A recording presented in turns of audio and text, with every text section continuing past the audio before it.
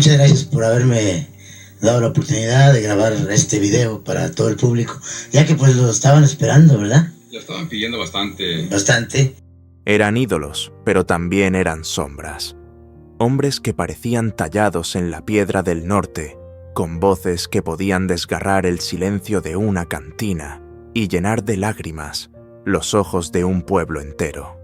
Cornelio Reina caminó entre ellos con la serenidad de quien conocía el dolor desde niño. No era un artista fabricado en oficinas de disqueras, era un hombre salido del polvo de Reynosa, un muchacho que aprendió a llorar con el bajo sexto en las manos y a cantar como quien sangra. Durante décadas, su voz se confundió con el llanto de la frontera, primero con los relámpagos del norte, después en solitario con aquel «Me caí de la nube», que se convirtió en himno de los desamparados. Grabó más de 60 discos, filmó más de 30 películas, y sin embargo lo que más lo definía no eran los aplausos, sino las cicatrices. Detrás de cada acorde había un hombre que peleaba por ser escuchado en un escenario donde el poder y la envidia eran tan implacables como la vida misma. Cornelio supo de la gloria, pero también de la traición. Supo de colegas que sonreían en público y lo despojaban en privado de productores que prometían fidelidad mientras le daban la espalda al primer competidor que vendía más boletos. Él, con su carácter recio, nunca fue un diplomático. Callaba por respeto, pero nunca olvidaba. Y en su silencio se acumulaban nombres que se volvían fantasmas, presencias incómodas que lo acompañaban como heridas abiertas. En un testimonio íntimo grabado meses antes de su partida, Cornelio Reina quebró ese silencio con una serenidad que helaba la sangre. Ya no era el muchacho del barrio, ni el ídolo de las ferias, era un hombre al que le quedaba poco tiempo y ninguna deuda con el miedo. Solo la calma de un hombre que ya no debía nada al miedo. Y allí, con palabras medidas, fue nombrando uno a los 6 cantantes que, según él, uno lo llamó el charro de oro sin alma, a otro lo tachó de convertir el dolor en circo con luces de neón. Y esa verdad, dura como la frontera y amarga como un tequila sin compañía, es la que vamos a descubrir ahora. Juan Gabriel. Con Juan Gabriel, la relación nunca fue de colaboración, sino de contraste. Mientras Cornelio Reina cargaba con el bajo sexto y cantaba la herida desnuda de la frontera, el divo de Juárez iluminaba los escenarios con lentejuelas coreografías y una teatralidad que parecía un universo paralelo. Nunca grabaron juntos, nunca compartieron un disco, pero el eco de uno se cruzaba inevitablemente con el resplandor del otro. En los años 70, cuando Cornelio trataba de consolidarse en la capital con mariachi, Juan Gabriel ya era una tormenta imparable. No tengo dinero. Recorría América entera, mientras Cornelio apenas lograba que sus rancheras norteñas se escucharan en horarios nocturnos de la radio. La comparación era cruel, uno era símbolo de esperanza y espectáculo, el otro era la voz del abandono y la pobreza. Lo más hiriente llegó cuando Juan Gabriel decidió interpretar Me caí de la nube, la canción más emblemática de Cornelio. Para el público fue un homenaje. Para Cornelio en privado fue una afrenta. Sentía que el dolor que había nacido en su garganta ahora se convertía en espectáculo ajeno, en un número de repertorio que brillaba con luces que nunca fueron suyas. Jamás se enfrentaron directamente. Cornelio nunca habló mal de él en entrevistas, y Juan Gabriel tampoco tuvo palabras contra Reina. Pero en silencio, Cornelio lo veía como el emblema de aquello que lo relegaba a la música convertida en espectáculo para las masas, el dolor estilizado para el aplauso. En su interior murmuraba que cantar no era llenar estadios con lentejuelas, sino sangrar desde la herida. Por eso, aunque no hubo pleitos ni desencuentros en carne viva en su lista amarga, el nombre de Juan Gabriel apareció inevitablemente. No porque lo odiara como hombre, sino porque representaba lo que él nunca quiso ser: el artista que transforma la herida en circo mientras él, Cornelio, la seguía cargando como cruz. Vicente Fernández. Cornelio Reina siempre respetó el poder del mariachi, pero en el fondo lo miraba con recelo. En los años 70, cuando su voz norteña empezaba a conquistar palenques y estaciones de radio, la figura de Vicente Fernández ya se erguía como un coloso imbatible. El charro de Huentitán llenaba plazas con su sombrero ancho y su garganta de acero, mientras Cornelio luchaba por abrirse espacio con un género que muchos en la capital consideraban música de segunda. Allí nació la herida. Era el año 1972 cuando Cornelio presentó Me caí de la nube. El tema escaló a los primeros lugares de popularidad en la frontera, pero las disqueras de Ciudad de México lo relegaban a las emisoras nocturnas, reservando el horario estelar para Fernández. El contraste era brutal, mientras Vicente vendía millones de copias y se convertía en rostro de películas taquilleras. Cornelio debía conformarse con giras exhaustivas por pueblos y ferias recorriendo carreteras interminables para sostener a su público leal. El resentimiento creció cuando algunos empresarios comenzaron a compararlos abiertamente. Decían que Cornelio tenía la voz del dolor, pero Vicente tenía la voz de México. Aquella frase circulaba en entrevistas en titulares como un sello de exclusión. Cornelio lo sintió como una daga. No era un desconocido, había grabado decenas de discos, pero parecía condenado a ser la sombra de un gigante. En 1984, en una entrega de premios en la capital, ambos coincidieron. Testigos contaron que el saludo fue frío, apenas un apretón de manos. Vicente se llevó la noche, los reflectores, los trofeos. Cornelio, en cambio, salió casi anónimo sin cámaras que lo siguieran. Años después diría en privado a un periodista: «No me duele perder, me duele que ignoren lo que también es México». La tensión nunca se resolvió. Mientras Fernández consolidaba su reinado en los palenques más exclusivos, Cornelio seguía fiel a los escenarios populares, cantando para migrantes, para trabajadores, para los olvidados. Esa diferencia se volvió abismo. Y aunque jamás lanzó una ofensa pública en su lista íntima, Vicente ocupaba el primer lugar. Para Cornelio no era odio gratuito, era la representación de un sistema que lo marginaba. Donde unos brillaban con respaldo total, él debía pelear con uñas y sangre por cada aplauso. En su memoria, Vicente no era un enemigo personal, sino el símbolo de una injusticia. Y por eso, antes de morir, lo nombró sin titubeos: Chalino Sánchez. A finales de los años 80, cuando Cornelio Reina ya era considerado una leyenda consagrada del norteño, y el mariachi, apareció un nombre que cambiaría para siempre el rumbo de la música regional mexicana: Chalino Sánchez. Joven irreverente, con una voz áspera y canciones cargadas de violencia, narcocorridos y realismo brutal, comenzó a conquistar a los migrantes en Estados Unidos, con un estilo que parecía un puñetazo contra todo lo establecido. Cornelio lo observaba con una mezcla de desconcierto y desdén. Durante décadas, él había cantado al amor perdido, a la traición íntima, al dolor humano. Chalino, en cambio, relataba balaceras, venganzas y vidas de narcos. El público, sobre todo en California, en Texas y en los barrios latinos de Chicago, se volcó hacia aquel nuevo sonido. Lo que para Cornelio era poesía desgarrada para las nuevas generaciones, resultaba anticuado. El corrido de Chalino era la moda, y el suyo tradición que olía a pasado. En 1991, coincidieron en Los Ángeles en un baile popular organizado para la comunidad migrante. Cornelio llenó la primera parte de la noche con clásicos como «Te vas, ángel mío» y «Me caí de la nube». Pero cuando apareció Chalino con pistola al cinto y un repertorio prohibido, el público joven enloqueció. Cornelio abandonó el recinto antes de que terminara la presentación. Dijo a un acompañante: «Eso no es música, es escándalo con acordeón». Lo más doloroso era ver cómo Chalino conectaba con el mismo público que durante años había sostenido a Cornelio, los migrantes, los desarraigados, los que lloraban su nostalgia en cada feria.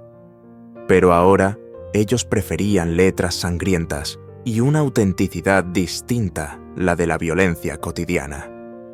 Cornelio sentía que le arrebataban no solo el escenario, sino también la voz del pueblo que había defendido toda su vida.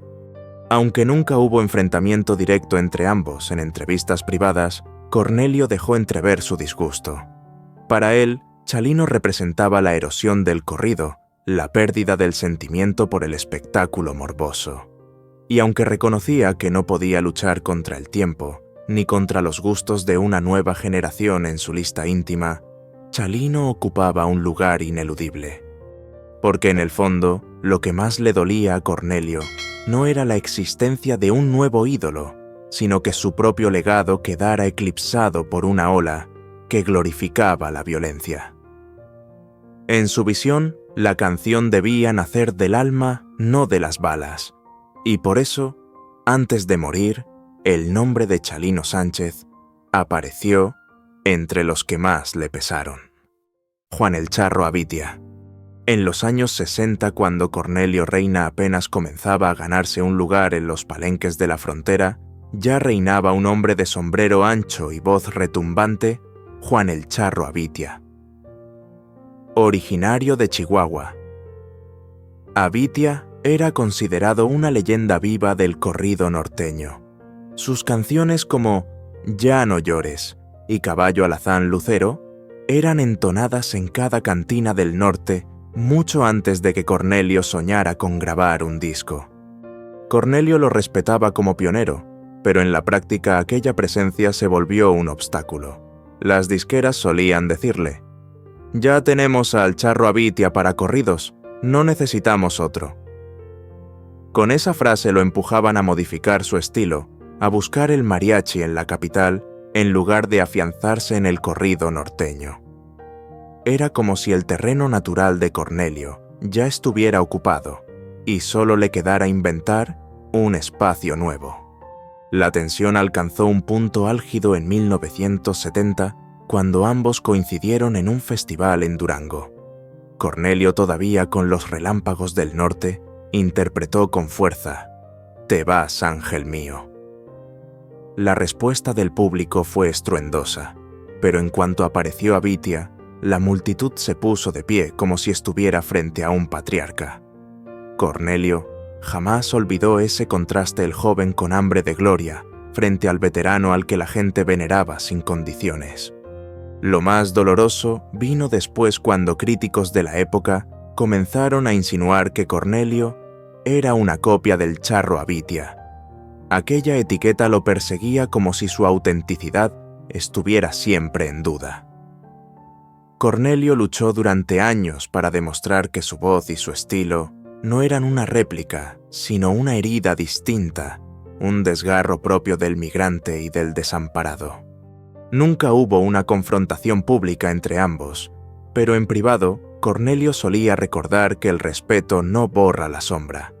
Y en su lista amarga, Abitia ocupaba un lugar especial, no como enemigo directo, sino como la piedra que el destino le había puesto en el camino para recordarle que en el mundo de la música norteña siempre existía un primero, y que a él le había tocado cargar con la etiqueta de segundo.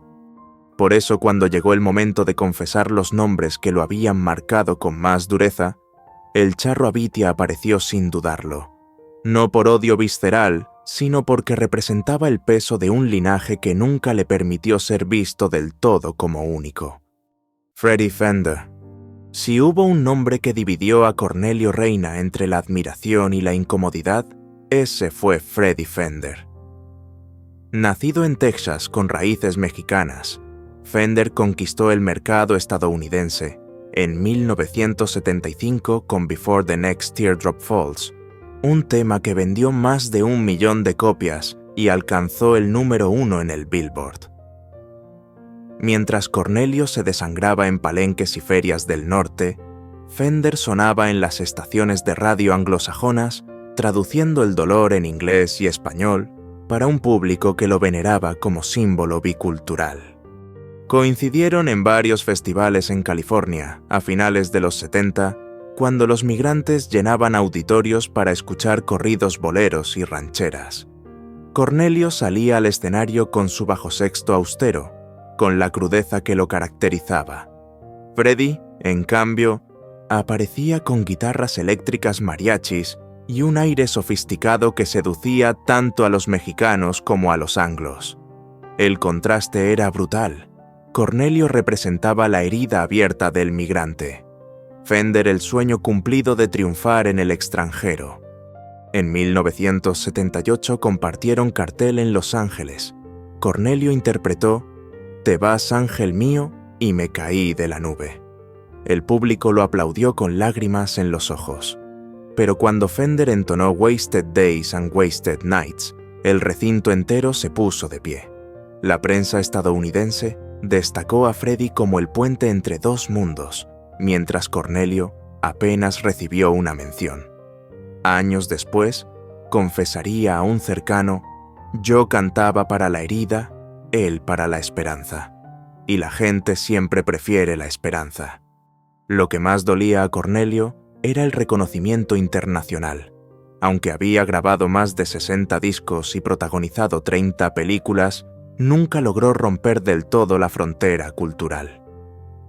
Fender, con un solo álbum, se convirtió en embajador de la música méxico-estadounidense. Cornelio sentía que la autenticidad de su canto, el dolor puro de sus rancheras, quedaba opacado por un colega que en sus ojos había suavizado la crudeza para hacerla digerible al mercado norteamericano. Esa diferencia de valores fue irreconciliable. Para Cornelio el canto debía ser desgarro. Para Freddie era puente. Y aunque lo respetaba como intérprete en su fuero interno, lo veía como el ejemplo de un camino que él jamás quiso recorrer: adaptar su dolor para complacer al extranjero. Por eso en su lista final, el nombre de Freddie Fender surgió inevitablemente. No porque lo odiara como hombre, sino porque encarnaba la herida más profunda de Cornelio, el recuerdo de que mientras él seguía siendo voz del pueblo en cantinas polvorientas, otro lograba transformar ese mismo dolor en éxito global. Lucha Villa. Cornelio Reina siempre sostuvo que las voces femeninas tenían un poder especial porque eran capaces de convertir la ranchera en confesión íntima. Y entre todas ellas, Lucha Villa brillaba como un volcán. Alta, imponente, con un timbre que parecía romper el aire de los palenques, fue la primera mujer que cantó de tú a tú frente a figuras masculinas como José Alfredo Jiménez o Vicente Fernández. Cornelio y Lucha compartieron escenario en varias ocasiones durante los años 70. En una de esas noches en un palenque de Guadalajara, ambos interpretaron juntos Copa tras Copa. El público deliró, pero tras bambalinas el ambiente se tensó. Lucha Villa reclamó que el mariachi había sido dispuesto para acompañar la voz masculina, y no la suya, restándole fuerza a su interpretación. Cornelio, orgulloso y celoso de su protagonismo, no cedió. Desde entonces, la relación quedó marcada por la frialdad. Lo que más incomodaba a Cornelio era el magnetismo que ella ejercía. En un mundo dominado por charros de sombrero, Lucha Villa se subía al escenario con vestidos coloridos y actitud desafiante y lograba arrebatarle la atención del público. Mientras él cargaba con la etiqueta de cantante del pueblo, ella recibía titulares como «La Grandota de Camargo», la nueva reina de la canción mexicana. Cornelio lo interpretaba como una afrenta, no porque negara su talento, sino porque sentía que su autenticidad quedaba opacada por un fenómeno mediático. En 1977, coincidieron en un programa especial de televisión. Lucha cantó «Resulta» con esa fuerza casi teatral que la caracterizaba. Cornelio debía entrar después con una de sus baladas norteñas, pero los productores decidieron cortar tiempo de su intervención para prolongar la actuación de Lucha. Cornelio nunca lo perdonó. No era competencia justa, diría años después a un íntimo, yo siempre peleaba con desventaja. A pesar de todo, jamás habló mal de ella en público. Sabía que su voz era irrefutable. Sin embargo, en su fuero interno, Lucha Villa representaba todo aquello que lo hacía sentir desplazado: el favoritismo de los medios, la espectacularidad de la industria, la preferencia por lo grandilocuente frente a lo austero. Por eso, cuando hizo memoria de los nombres que más lo habían herido en su carrera, Lucha apareció entre ellos. No porque la despreciara como mujer o como artista, sino porque en sus recuerdos simbolizaba la batalla perdida contra un mundo que prefería coronar reinas antes que escuchar al hombre que lloraba con su bajo sexto. Al final, lo que Cornelio Reina dejó no fue una lista de enemigos, sino un espejo de valores enfrentados. Cada nombre que pronunció representaba algo más profundo. Antonio Aguilar simbolizaba el poder del espectáculo frente a la crudeza del pueblo. Chalino Sánchez, la violencia y el corrido convertido en escándalo. José Alfredo Jiménez y Juan el Charro. Avitia, la sombra imposible de vencer. Lucha Villa, la grandilocuencia que eclipsaba lo austero. Y Freddy Fender, la herida del reconocimiento internacional que siempre se le negó. No era un rencor ciego. Cornelio no odiaba a las personas, odiaba la falsedad, la arrogancia, la traición a la autenticidad que para él era sagrada. Su canto no se levantaba desde el artificio, sino desde el abismo del dolor. Por eso miraba con desconfianza a quienes convertían la música en espectáculo vacío, porque en su visión, cantar era desangrarse, no entretener. El 22 de enero de 1997, una úlcera estomacal terminó con su vida en la Ciudad de México. Tenía apenas 56 años. Se fue sin el ruido de los reflectores, pero con la fidelidad intacta de la gente que lo seguía en cantinas, ferias y palenques.